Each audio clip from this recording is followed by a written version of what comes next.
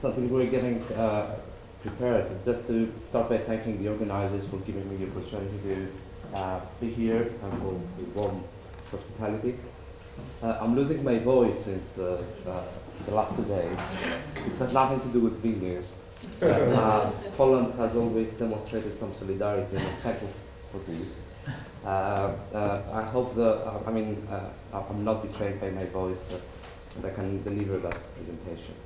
The overall picture is, if you see the list with the cases that are pending to be implemented against Greece in the Ministry, the Committee of Ministers, you will see that there is something like less than 300 cases. Some of those cases raise general systemic issues that are very difficult to be addressed, such as lack of procedure, which is a common issue in many countries and requires changing the judicial system. Cases that have to do with ill-treatment, but many of those cases have also to do with poor conditions in prisons when migrants or refugees, asylum seekers are arrested. Again, this costs quite a lot, and it takes a long time to be addressed. But overall, what I will try to do here is to give you, first of all, an overview. I would call this the boring part of the presentation. And the idea here is that the Greek legal order has made, in many instances, quite significant efforts in order to comply with the judgments of the European Court of Human Rights, and there are good results. However, and these are my 2 case studies that follow, there are still problems, and they are not that innocent as they may seem. And second, I would like very respectfully also to criticize the European Court of Human Rights, because sometimes there is not enough clarity in what states are expected to do. And this might have consequences on how these cases are received at the domestic level, and then the reasons why states comply. Very briefly, in Greece there is no centralized constitutional control, there is no constitutional court, 3 branches, civil, criminal, and administrative. The Court of Cassation is the last instance court for civil and political disputes. Council of States is for administrative disputes, and then we have the sui generis court, Court of Audit, for public expenditure, pensions, etc. But no centralized control. Instead, the constitutionality control system is diffuse and incidental, which means that all courts, even the lowest courts, have the power and the duty under the Greek constitution to review the constitutionality. However, if they find a problem, they are not allowed to annul the law. The law will remain in force. Simply enough, they will not apply it for the purposes of the case that they are adjudicating. There is a higher special court, an ad hoc court, which the task of which is to adjudicate disputes between the last instance courts. So, if on the matter of regarding the constitutionality of the law there is a disagreement between the Court of Cassation and the Council of the State, then we will have this ad hoc court which will adjudicate the case and will tell us which of the 2 approaches is correct. This is a minor detail, but I'm giving it to you because this is relevant to the case law that follows. The place of the European Convention of Human Rights in the Greek legal system, simply enough, and as it happens in many other countries, the European Convention of Human Rights is below the Greek constitution, but it is higher, in a higher position than ordinary laws. And Greece is a dualist system, which means that the European Convention had to be transformed into domestic law. This has happened. People can rely on it, they can use it before courts. However, the judgments of the European Court of Human Rights do not produce direct effects within the domestic legal order, because this is not what the Greek legal order allows. Having explained what is the relationship between where it is placed, the European Convention of Human Rights within the Greek legal system, and having already explained that it is below the Greek constitution, it should come as a surprise that the Greek constitution had to be amended for many other reasons, but also in order to comply with judgments of the European Court of Human Rights. So in reality, although if we stick to a formalist approach, the Greek constitution is in a higher position than the European Convention of Human Rights in the judgments of the court, the constitution had to change in order to comply with judgments. This was the case in the Liquorezos case. This had to do with the right of parliamentarians to, he was an attorney in that case, to exercise a profession. They locked this in the constitution because they wanted parliamentarians to focus on their role as MPs. The European Court of Human Rights did not like that idea. The Greek constitution changed and they eliminated that provision. Obviously, there was an alignment of interest between MPs there and the European Court of Human Rights because this was giving them the right to exercise a profession, get extra money. From their perspective of compliance, everything is fine. The second group of articles I'm giving, these are articles of the Greek Constitution that were introduced in the last reform in 2008, if I'm not mistaken.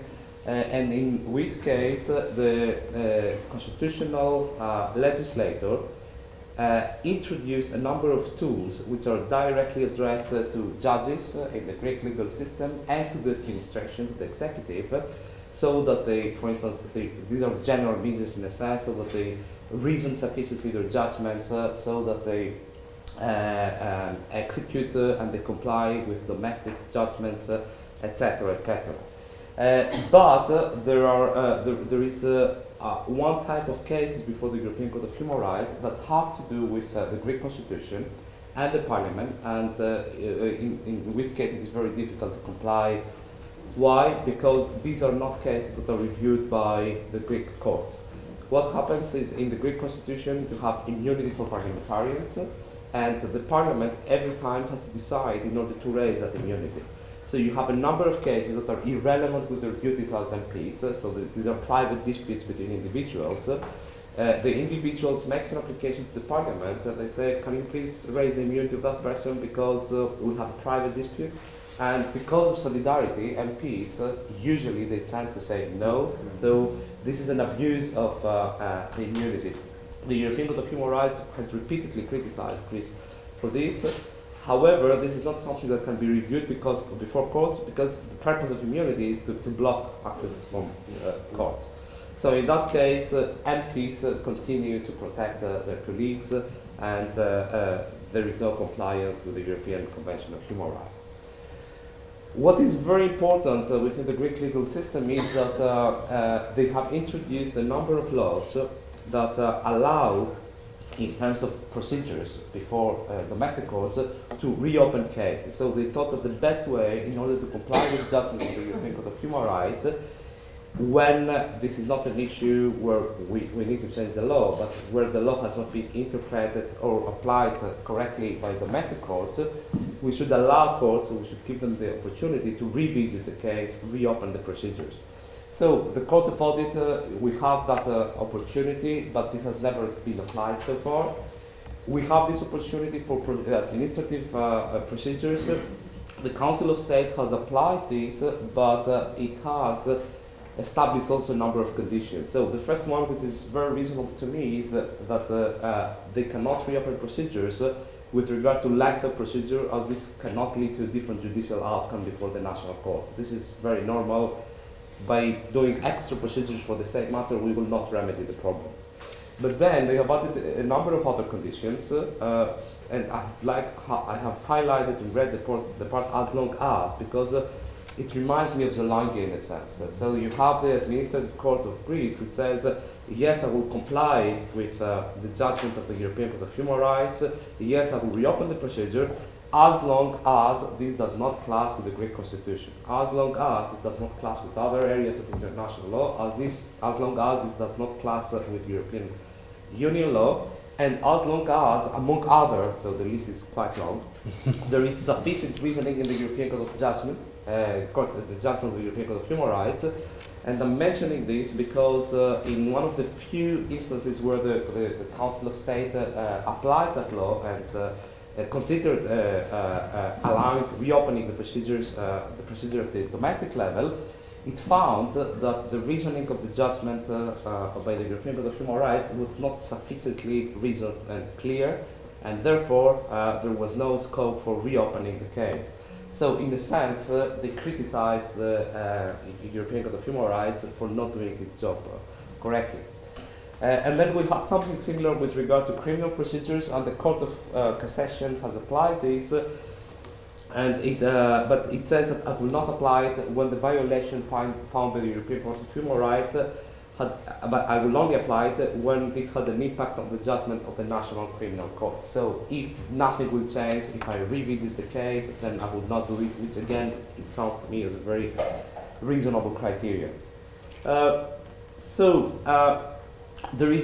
are cases, and this is why I mentioned the highest special court, where the highest special court, which is an ad hoc court, like a de facto constitutional court in Greece, an ad hoc constitutional court, had to deal with cases that have been already examined by the European Court of Human Rights.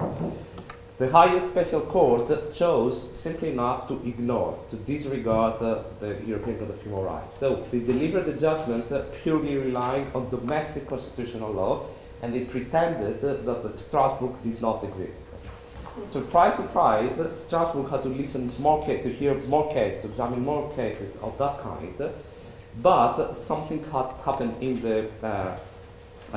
between. And what happened is the economic crisis in Greece, which gave more grounds and allowed the Greek state to make the argument that in those cases, because they had an economic impact, Greece was not in a position to follow the judgment of the European Court of Human Rights. There are two types of cases, both of them technical. First one has to do with equality of arms. So the deadline within which an individual can make a claim against the state is shorter than the deadline given to the state to make to raise a claim against an individual. And the second one had to do with default interest rates, which again for individuals, for the state are lower, for individuals are higher. In both cases, there are two phases in the case of the European Court of Human Rights. The first one found a violation. The highest special court ignored it. It said there are no interests, there are no issues of equality here, it's mainly a question of public interest, public finance, etc. And then the European Court of Human Rights had to depart from its previous case law and follow in reality the highest special court. So you could say that this is a case where dialogue works in the sense that the European Court of Human Rights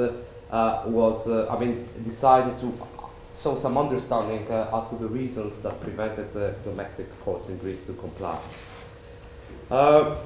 So until this was the boring part. I'm done with the boring part. Until now, I was giving you, I tried to give you, the picture overall is not very bad in the sense that there are efforts being done to comply.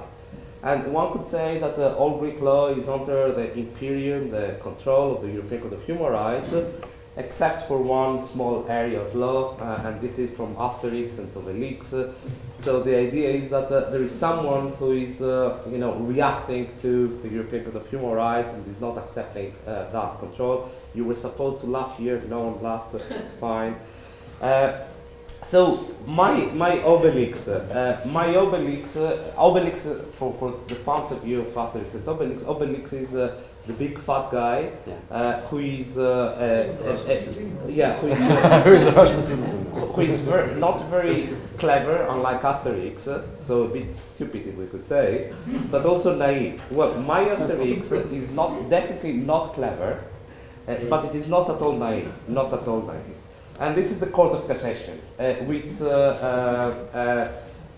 the argument by the Court of Cassation is that there are laws for me to reopen criminal procedures, but the legislator never created a law for me to reopen procedures for civil law matters.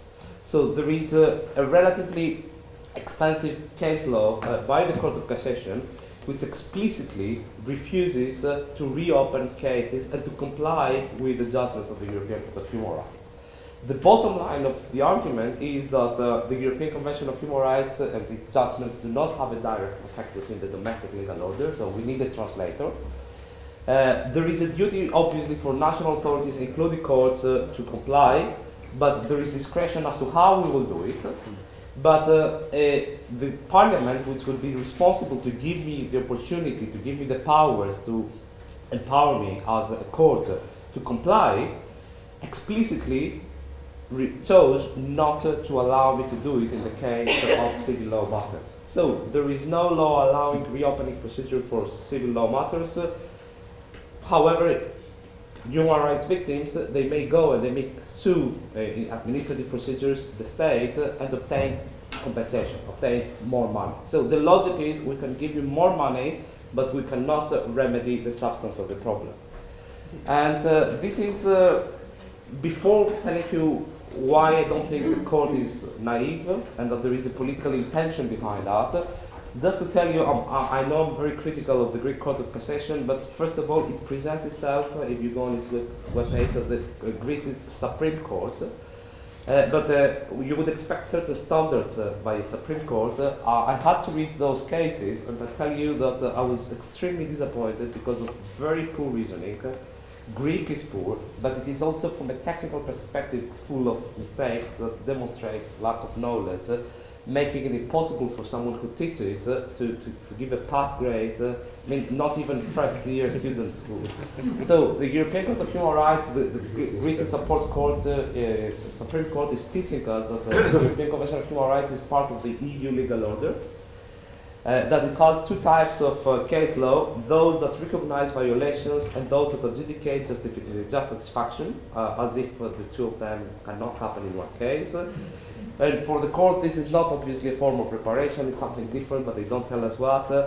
They distinguish between indirect and direct effect, but res judicata only applies with regard to indirect effect. It is a mess. It is, I mean, nonsense acquires a new meaning, and there is a new threshold. Anyway. So you get the point. Very poor reasoning. However, I think that what they are trying to hide behind this is their intention not to comply. There have been two types of cases before the Court of Cassation where procedures need to be reopened in order to remedy the problem. The first type was cases of expropriation. And here, I mean, it's a technicality as to how expropriation is calculated in Greece, and the European Court of Human Rights disagrees with that. It has to do with the irrebuttable presumption, for you because I don't like the term. In those cases, the Greek Court of Cassation said, I cannot reopen procedures, but if you want, you can go collect compensation. After all, you're looking for money, compensation, you can get it, there is another avenue. The second type of cases has to do with the right of association of one particular minority, and of course is the Turkish minority. In Greece, there is a minority. Greeks rely on a treaty between Greece, Turkey, and other parties in 1923. This treaty says that this is a religious minority. Greece is sticking on that term and does not want to recognize that within that minority there are also Turks, so that this is also a national minority. There have been cases before the European Court of Human Rights. Greece has been, there had been a violation of Article 11. We have three cases. What happened is that they went again before, it's a formality, you go usually to the first instance court, not usually, you go to the first instance court and you ask it to register the association. The first instance court, and they said, you know something, the European Court of Human Rights says you need to do it. The first instance court said yes, but the Court of Cassation said I cannot do it. They went again to the Court of Appeals, and they said no. And then they went to the Court of Cassation for the second time, after the violation has been found by the European Court of Human Rights, and the Court of Cassation repeated again, verbatim the same reasoning, saying, well, there is no direct effect, I cannot reopen procedures, etc. I have a duty to comply, but in any case, yes, there is nothing we can do. So I presume they expect them to go 3, 4, 5, 20 times until they get the green line from the parliament to reopen procedures, which maybe for this reason will not happen very soon. And another term I know you like, the Greek Court of Cassation said that this is an issue of public order, and this is why it makes it more difficult to comply with this. So this was the first case, and obviously the Court of Cassation, behind its poor reasoning and the absence of a concrete legal basis within the Greek legal system that would allow to comply, is also demonstrating its lack of political will, motivation, intention to comply with the judgments of the European Court of Human Rights in a sensitive case, or set of cases. The second one is a case which is a success story for the European Court of Human Rights, in the sense that it has set a really demanding new standard, and the Greek state, the Greek law has been found to be incompatible per se with the European Convention of Human Rights, and the Greek state, after 2 years, had to change its law. This is a Vassilis case. This concerned same-sex partnership. The legal basis was Article 14, taken in conjunction with Article 8. There was a Greek law that passed in 2008 on civil law partnership, and this law was explicitly excluding same-sex couples. You had same-sex couples that went before the court and they said this is a discrimination. They made a law which excludes us from accessing to a status, a recognition of our relationship, which is available to another part of the society. And the court, after examining proportionality, although we must admit it was not a very difficult task in the sense that the excuses, the justifications given by the Greek government were, non-existent. So proportionality was not an issue. The European Court of Human Rights said, yes, there is a violation. What is the problem? Greece complied 2 years later on, and they expanded the civil union also to same-sex couples. Okay, one could say, yes, this is a success story, everyone is happy. It was politically very difficult for Greece, especially because of the reaction of the Greek Orthodox Church.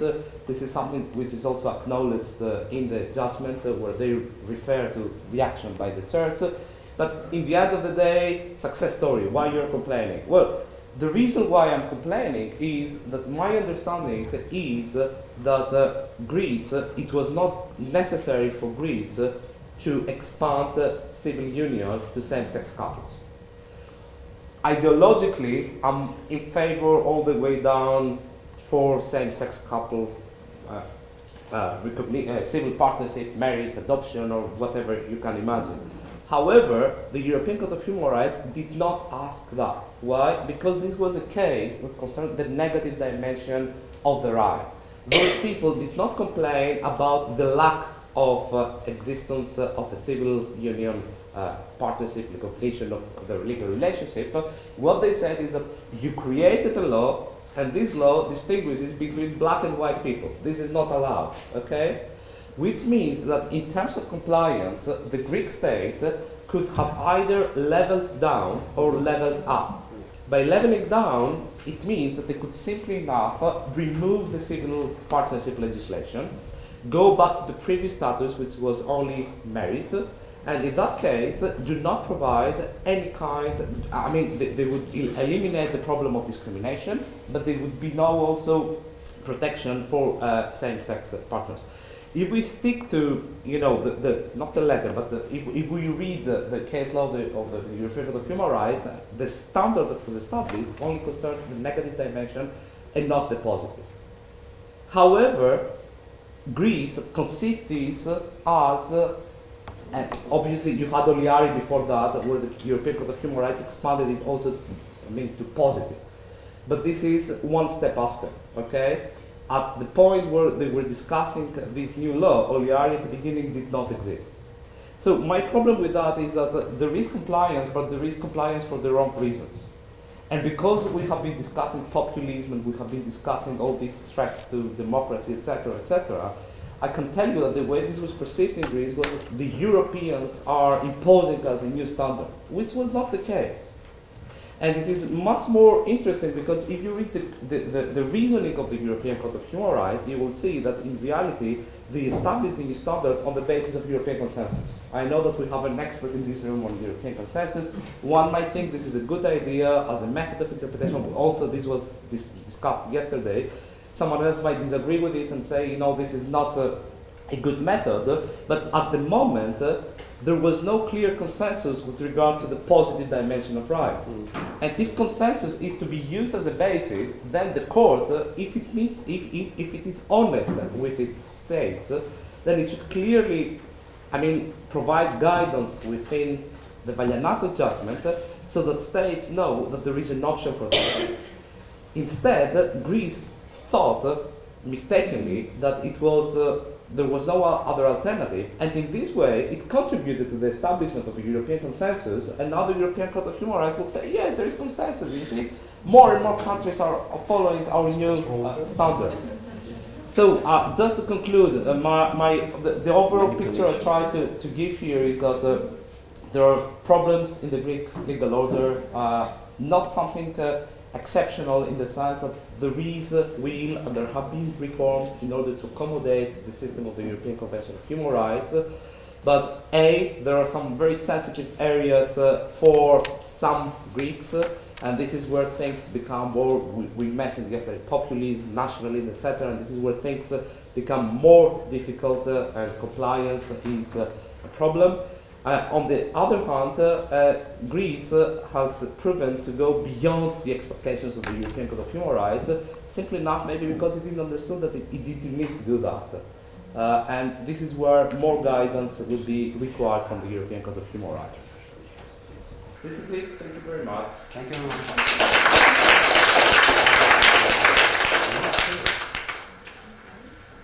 much. Thank you very much, Dr. TZEVELEKOS. I think from both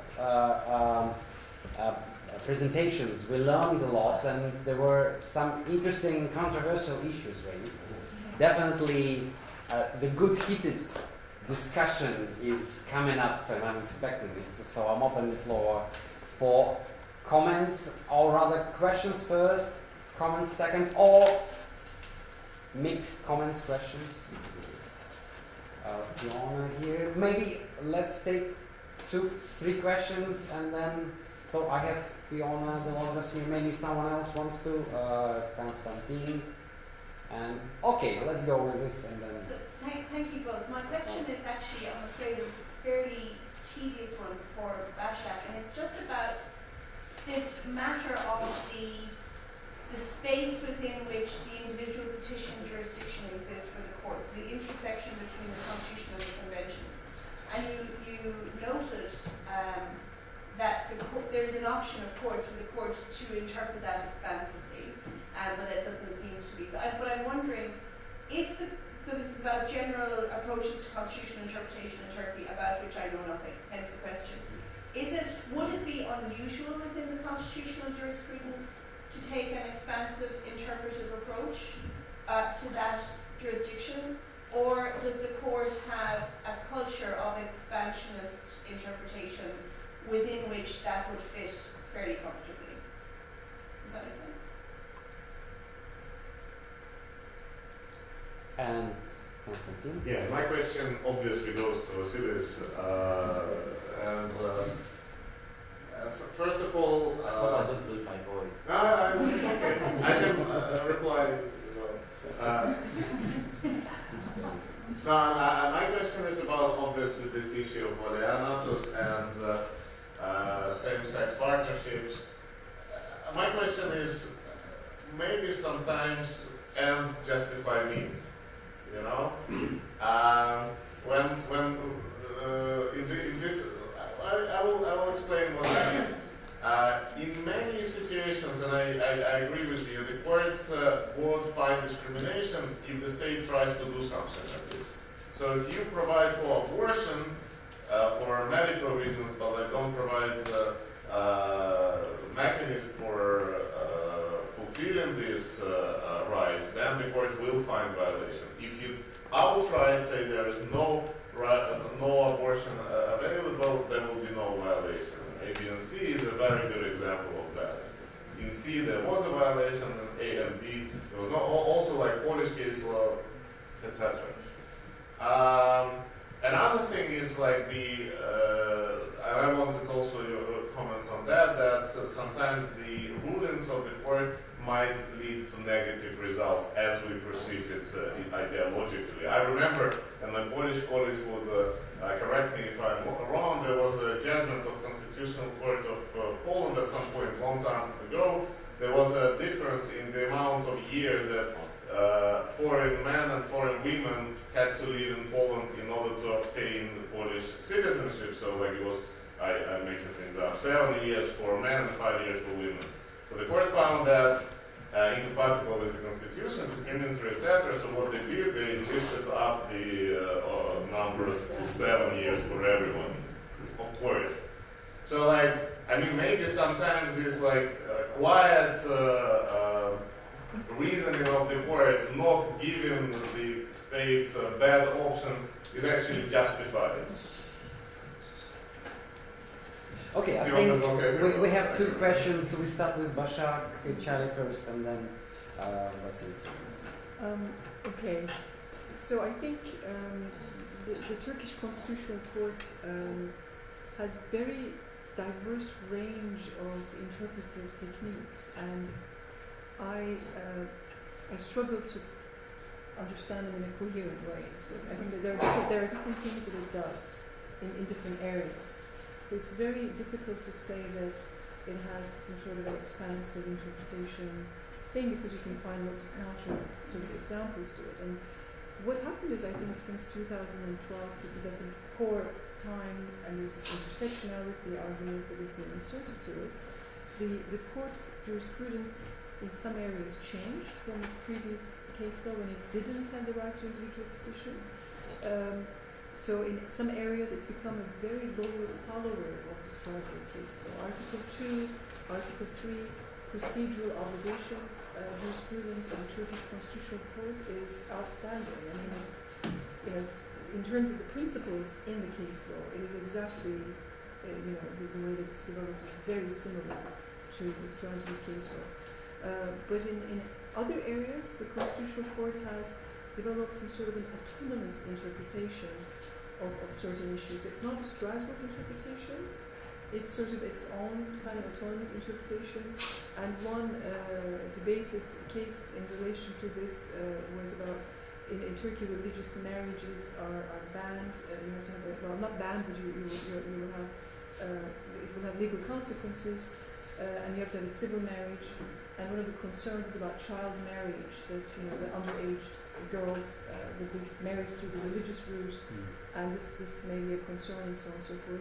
And the Turkish Constitutional Court, as a colleague put it, acted like the Swedish Constitutional Court or something, because they made this argument that, you know, we don't, when couples are living together and they're not married, we don't sort of criminalize that. So why are we criminalizing these religious marriages? Whereas the public policy concern was about children in the latter case. There was a very libertarian interpretation there, which may not come out even from Strasbourg, I would say, in that case.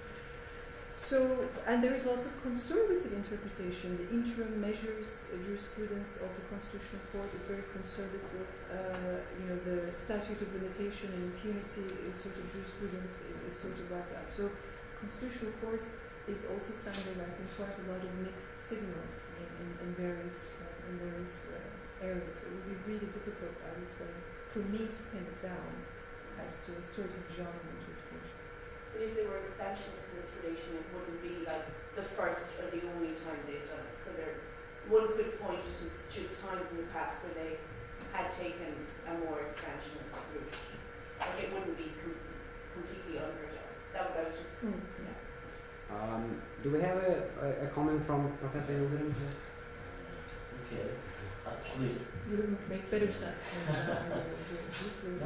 I agree with what you have said, but we suffer from a historical legacy of protecting state rather than protecting individual rights, individual rights. The existence of Turkish Constitutional Court was a result of protecting state against state, what you call deep state, they defined as dangerous minorities. minorities, like ethnic minorities or religious people, or blah blah. So their aim was to protect first and foremost the state against these threatening people. But since 2010, we have been trying to solve this problem through following a right expansion policy. But we don't want to be seen as acting as kind of judicial activist body, because what the Turkish Constitutional Court was mostly criticized in the past because of its judicial activism to protect state interests or official state ideology. So as a result of this historical legacy, we have been trying to pursue a kind of judicial self-restraint. Even in some cases, it means we don't protect human rights as we would like to protect. I mean, as I understand, the aim of the individual application is to provide individual justice, but also it aims to send signals to other political branches that they should remedy the public act or action or commission that results in human rights violation. So we keep saying that one shouldn't expect the Turkish Constitutional Court to bear the burden of solving countering all human rights questions alone. The other political branches should do their own homework as well. And also, in terms of general measures, we have been very careful in that respect because we feel that the influx of individual applications would make the aim of individual application unworkable. We have always suffered from the fear of unmanageable numbers of individual applications. That's why we have so far adopted a very strict interpretation of admissibility decisions. But in the future, this may change. And one of the problems is that the vast majority of individual applications, they are related to claims about the decisions of local courts or Court of Cassation or Council of State. So people think that we have the mandate to act as a kind of super appeal body, and we are very careful also we are very careful to avoid conflict with other high courts, especially this individual application system was first taught that in 2004, but since the strict resistance of the other high courts, Court of Cassation, Council of State, at that time the governing body, they decided not to implement it. So, but in 2010, for some reasons, they decided to put this remedy into constitutional amendments. So, all in all, in the initial years of the individual application remedy, I think we need to be careful not to extend too much its cover. We need to adopt to a certain extent a restrictive approach, because otherwise we would have to deal with an unmanageable number of individual applications, most of which have nothing to do with human rights, ordinary human rights allegations. They usually complain about, for example, about the decision of a land court or a labor court. And most of them are related to very trivial issues. For example, last week, we had to deal with an individual application. The applicant claims that his right to a fair trial was denied by the public authorities because he had to pay an administrative fine of about 20 euros. For 20 euros, we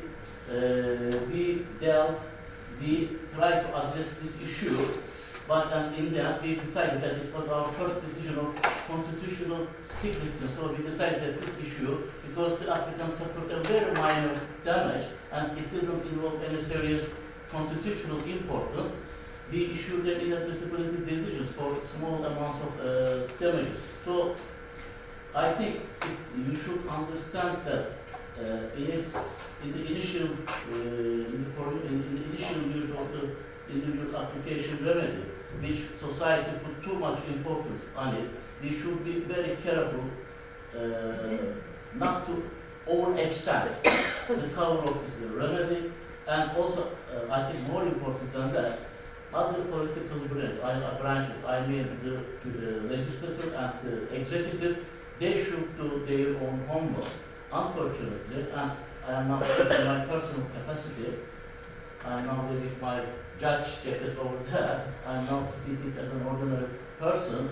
Unfortunately, they have not been successful so far. They have, for some reasons, they have been unwilling to solve these problems. They just think that the Constitutional Court will solve all the problems.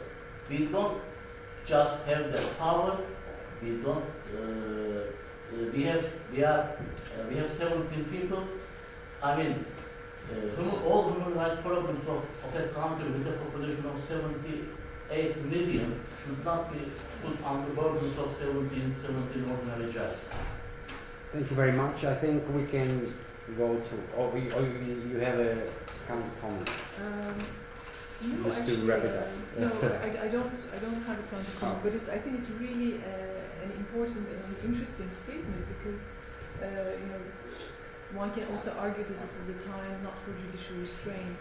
This is exactly the time for judicial activism. I mean, I completely understand the two arguments because there are so many systemic structural problems with a lot of data from the Council of Europe about the general remedy sort of issues. The court has the power of delivering pilot judgments and so on. But I think it's interesting that but the activist courts probably will risk being shut down. I think maybe that's what the court is worried about because there's been threats by the executive to shut it down if it is not exercising judicial restraint. Thank you very much. I think now we are moving to Konstantin's question about manipulation for the better end. I see both your comments and in general terms I agree. I'll start with the second one. For me, this function of the judiciary leveling up, etc., it's also a question of separation of powers. It's about the limits of judicial control, and if judges should be entitled, when they recognize, they find, they diagnose the problem of equality, to give to a social group something that they were not given by parliament. I can see arguments against it. The Greek bankruptcy owes also to activist judges because you had social groups who say the other group is getting a benefit and the judge will say, yes, there is a problem, next step. All the group gets what the others get, so you cannot have a budget, you cannot really control your budget. But I also can see the benefits, and the benefits are very obvious in the case of Oliari, in the sense that you're expanding, you're giving, you're leveling up, and this is good. I have other problems with Oliari, but these are not relevant to our discussion here. As to the first comment, I don't think that ends justify means. I think that in a democracy, means are equally important as ends, in the sense that we need to do it in a democratic way. And I will not say that this was not done in a democratic way in the case of Humanities because you had a parliament that voted, etc. But most of the parliamentarians were thinking that they are voting because this is an obligation stemming from Strasbourg. And sometimes this can backfire, or sometimes this fuels, populism and that kind of sentiments like anti-Europeanism, etc., that we do not want it. And for me, especially at that particular point of European history, etc., it is very important that citizens perceive decisions coming from instances like Strasbourg as legitimate. And for that reason, we need sufficient justification and to know the reasons why this is happening. So I'm very happy with Oliari, but Valianatos was not requiring from the Greek state to level up. This was something that the Greek state should have done it because it is a democratic, pro-same-sex partners society, which is not, okay, if we want to be honest. But they did it because Europe is mandated. This is not a good way for things to happen. We are already over our limits. should we stop here unless we have a great question? The audience is exercising a great self-restraint. Thank you very much for that, and we are going For a great coffee. for Start again at 4. yeah, we are going for a coffee break, and we start in 20 minutes at 4. Thank you very much.